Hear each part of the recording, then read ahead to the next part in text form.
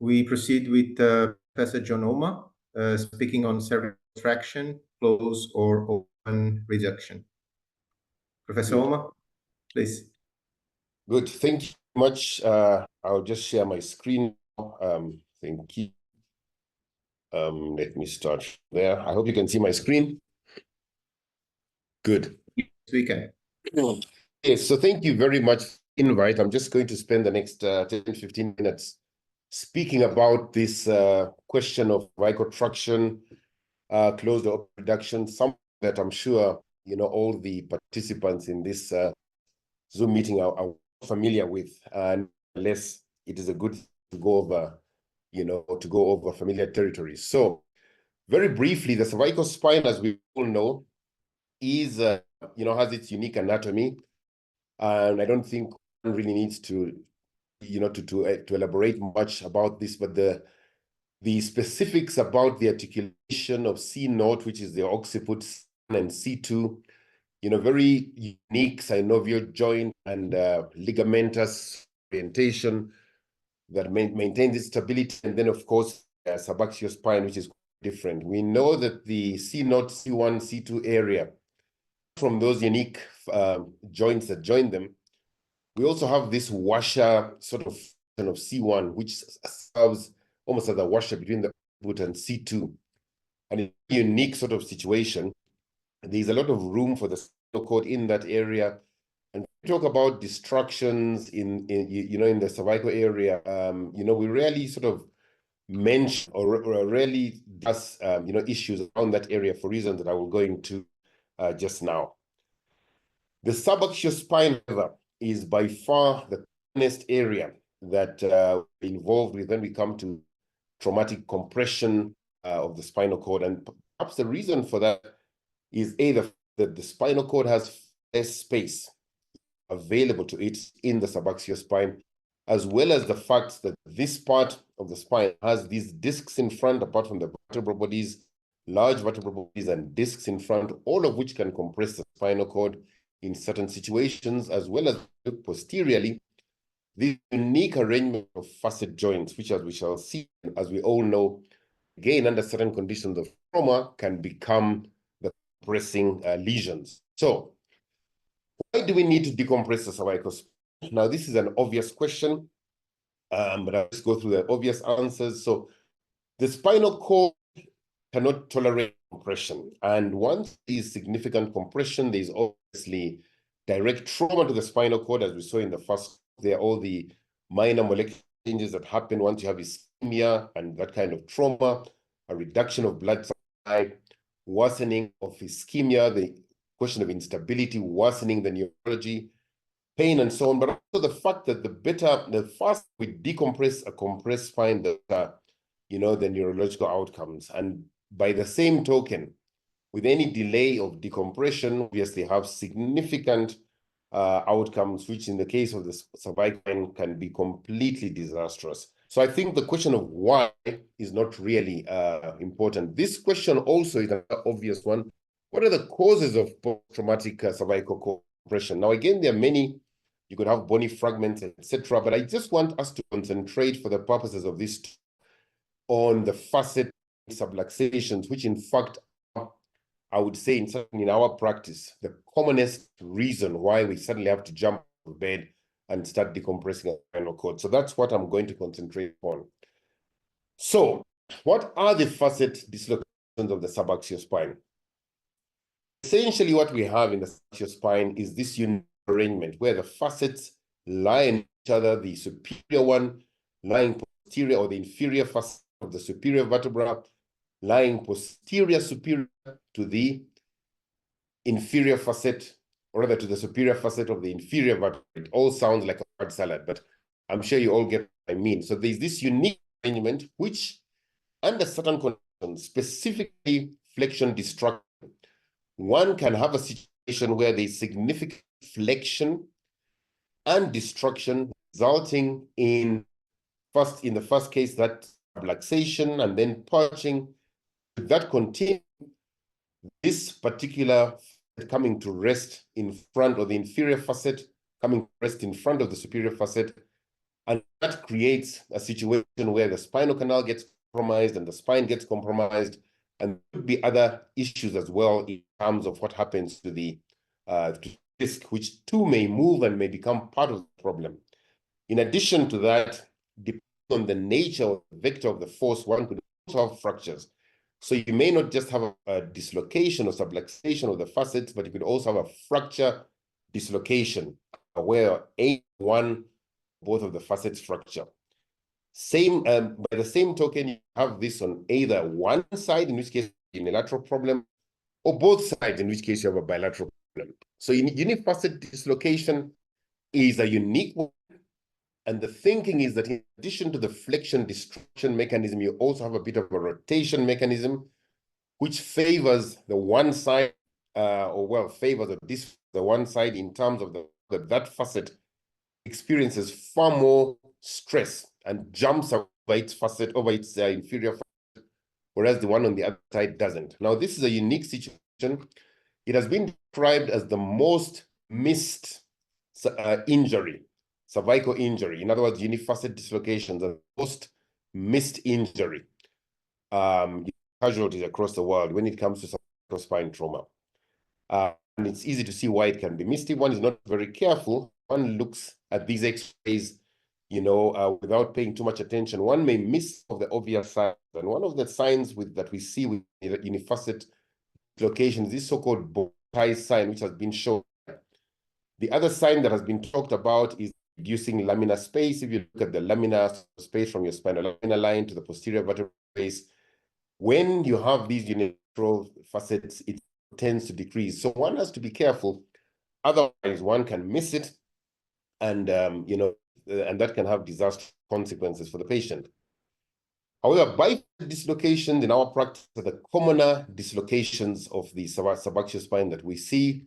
One of the that you immediately notice is when you have bifacet dislocations, the subluxation tends to be at least like a grade 2 and above. You get these large subluxations. With the unifacet, you may get like up to 25% or no more than. But here you get your 50, 75, God forbid, you can get a complete spondyloptosis. When one looks at the CT scan axial sections, again, we're all familiar with the hamburger sign, the normal sign or the normal situation, the so-called hamburger sign. We have the no facets as well as the headphone sign. We're all familiar about the headphone sign. You've got the antenet processes of the inferior vertebra sort of acting as a headphone on the superior vertebra, and all this gets lost. If you have a facet dislocation, it looks like the hamburger is now sitting inverted and the headphones are lost. So these are just some of the signs that one can look for, perhaps for the benefit of some of the young members of the meeting.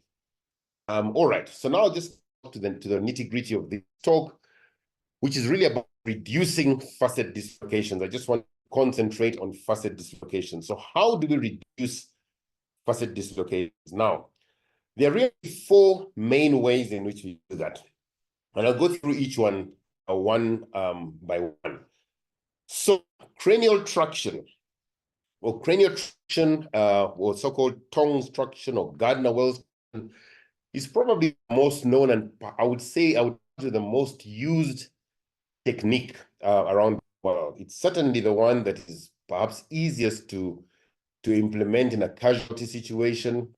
But interestingly enough, if you go around, especially many primary tier and secondary tier hospitals, and ask to see the tongs or the Gardner-Wells tongs, skull traction tongs, sometimes they are not available, or if they are available, one half is missing and so on. And this is a huge problem. Even where they are available, the knowledge as to how to use them is a problem. And this, as I'll explain in future slides, is a significant problem because cranial traction, even though it's highly effective, it is not generally used as well as it should be at the point of first contact. And many of these patients eventually are transported over many hours and long miles, place where they can be assisted after the window of opportunity has passed. So manual traction is another one we'll talk about, and then of course the open approaches, which may be anterior and posterior. Again, just to go through the obvious for many people here, the cranial traction, which employs in its commonest form, Gardner-Wells tongs or various tongs that are applied to the skull. But there are problems with this. The patient must be aware, because you're going to distract the dislocation. You've now diagnosed that there's a subluxation, and you're going to apply pressure in order to try and pull this. Usually, you apply pressure inflection, because if you apply an extension, you tend to lock the facets. It has been said that if facets are fractured, then they tend to reduce much easier, and that's perhaps true.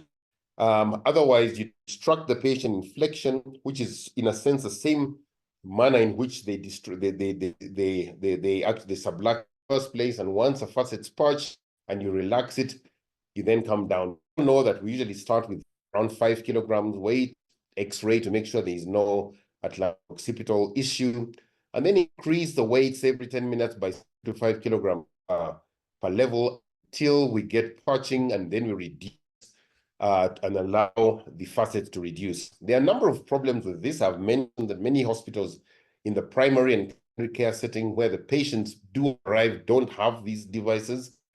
If they have them, they haven't used for 6 months. So when a patient arrives, nobody knows where it is, or the screwdriver is missing and so on, and that's a huge problem. You also need to know techniques as to how to touch fully. You need to know about, say, the two-press mechanism. You need to know about the directions, distraction inflection, distraction neutral, distraction extension, and there has to be a mechanism for repeated X-rays, presumably a C-arm, like in your casual setting, where you can repeatedly X-ray, because you can't be putting weights and not get real-time or frequent X-rays, see what you're doing. So these are the problems. On top of that, you must commit to examining the patient logically to see that they're not deteriorating. So all these are the problems with this technique. Nevertheless, I think there's room for education, improvement in the way this technique is done. So what about manual reduction? Now, this is another very interesting technique. As I'll show later, it has been touted to be far more effective and far better than the skull reduction that we talked about. So under manual reduction, one goes to theater, takes the patient to theater under general anesthesia and relaxation, and one manually reduces the dislocation. Now that sounds perhaps horrendous to some of the purists who grew up only using cranial traction, but in fact there's a lot of literature that suggests that in fact we should rather be doing manual traction because it's quicker, it's easier, and the argument about neurological deterioration has been countered by the fact, or by the argument, the counter-argument. In fact, if you reduce these patients as soon as possible, you're doing a much bigger favor than if you try to reduce them with cranial traction for many hours sometimes, and knowing where you are. You'd rather have them asleep, reduce, wake them up, examine them, and then, if there is a problem, deal with it. So this has been, and there's literature I'll show, that suggests that this is the manner in which we should be doing things. And then, of course, the open techniques. Now, open reduction techniques, many patients, usually the open and closed, rather the open anterior and posterior techniques are used as a second or as a fallback measure where the closed techniques have failed. So, for instance, you are skull traction, and after 4 hours, you still where then you decide, well, let's go to theater, use this. And so what happens, there are many techniques, but this is the one with the cloud, rather with the pins and the intervertebral destructor, where one tries to get either Casper pin destruction or an intervertebral spreader under real-time fluoroscopy to make sure that as you do that, you actually watch the facets dislocate. Once they purge and then, go back into position, you then reduce your destruction. So the open technique, and the advantage being that and then at the same sitting complete the fusion, usually in this case an ACDF type fusion. Posteriorly, one can also do this posteriorly, and with the posterior technique, again, one opens and one essentially physically, in this case, this is an illustration of a unifacet dislocation, where one physically gets the facet back in its place. And there are many techniques described with the bifacet, for instance, putting retractors on the spinal surfaces and distracting them in flexion until they return to normal. And then once done, one can then complete a posterior fusion. So as one can see, there are many ways of skinning the cat. However, that's perhaps the easy part. For the last part of my, I'll talk about the controversies, which is really the heart of this whole question of facet dislocation. There are a number of controversies, and it's well worth going through them. And the first one is the question of a pre-reduction MRI. Is it ever a necessity? Now, if you get spine surgeons hot under the collar, you should just start this discussion, because people tend to have very strong positions on either side. And I think the truth is perhaps somewhere in between. Is it ever a necessity? I personally think that where patients are intact neurologically, and we do get patients who are intact neurologically, even sometimes with bifacet dislocations, intact or at most they have perhaps a radical that's and so on. In cases like that, the question is, should you get an MRI?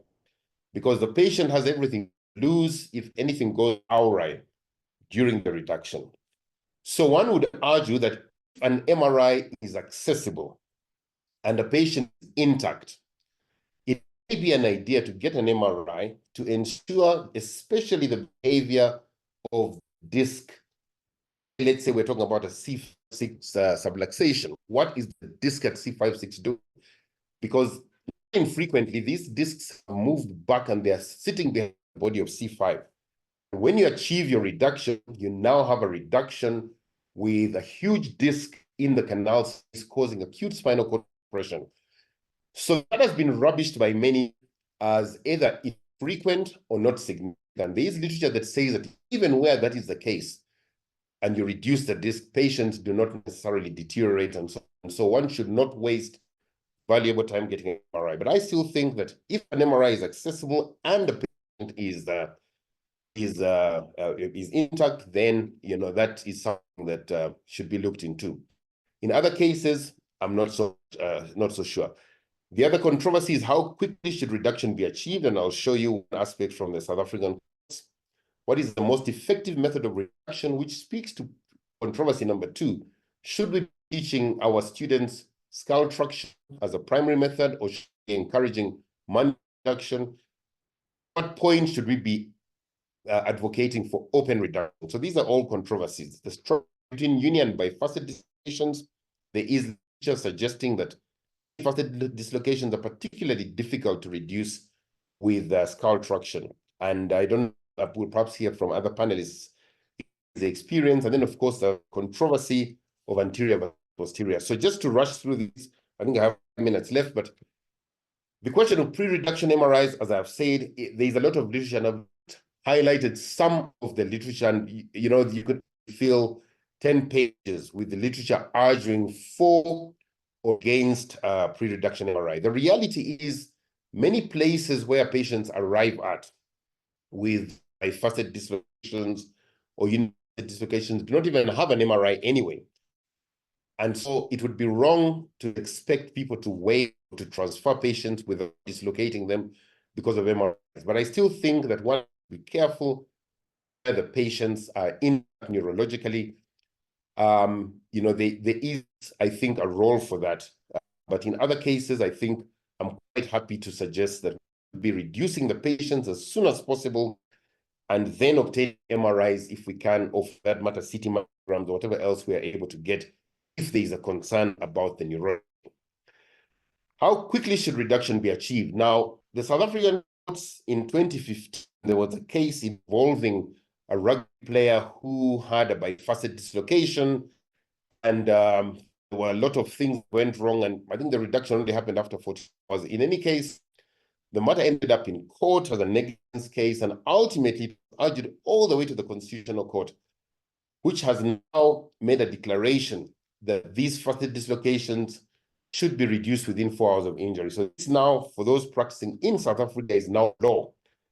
And it's something that in every spine meeting we have, is a source of much amusement. Because in many cases, the patients do not even arrive at the first point of center or centers where reduction can happen within 4 hours. And so where does that leave you if a patient has arrived 5 hours or 6 hours after the injury? I mean, the courts say there must be a reduction within 4 hours. You're now in negative time and so on.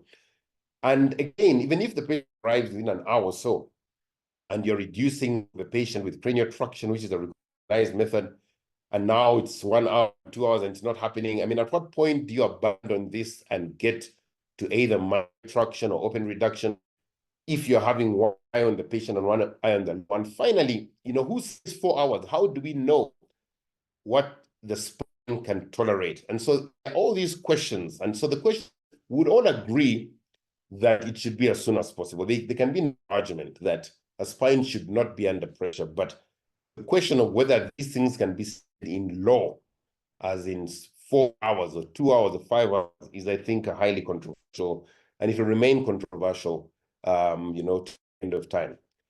What is the most effective method of reduction? We spoke about this earlier, about the different methods, and I've just used these two papers and 10 years apart. This one from China, sort of talking about the essentially reduction, manual reduction versus, you know, cranial traction, showing that this Z technique, which is the Z-shaped manual traction, is safer and more effective than the traditional traction for close reduction of subaxial dislocation. This is another paper. It's been around for much longer. And again, even these people who reviewed 4 years manipulation for cervical dislocation under general anesthesia also showed that this is a safe and effective procedure for cervical spine dislocation. So the reason I'm putting them up here is because there has always been a source of concern. How do you put people under general anesthesia if you cannot assess them? Because we always emphasize that when you reduce these dislocations, you must be able to monitor them neurologically. How then do you advocate for reductions under general anesthesia where you cannot monitor patients? But in fact, the literature suggests that that's not an issue, that in fact you should reduce them. The reduction is what's important rather than monitoring their neurological state. Because once you reduce them, you're saving the cord from further injury, and then one can take it from there. So this remains one of the confusions. Anterior versus posterior fixation, there's been a lot of discussion about that. You know, most of us are familiar with the anterior ACDF and ACC techniques. So for most neurosurgeons, orthopedic surgeons, it's a familiar technique.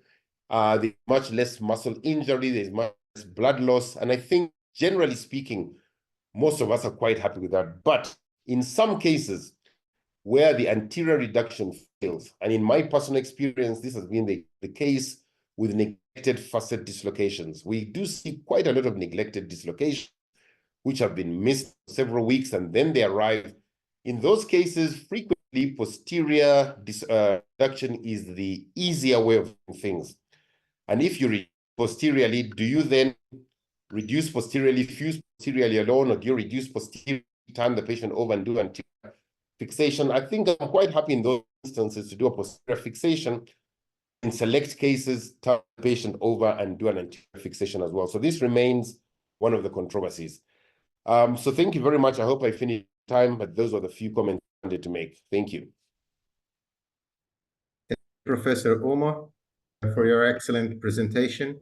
Thank you, Professor Rubiano. He's sharing some very useful documents. You can see on the chat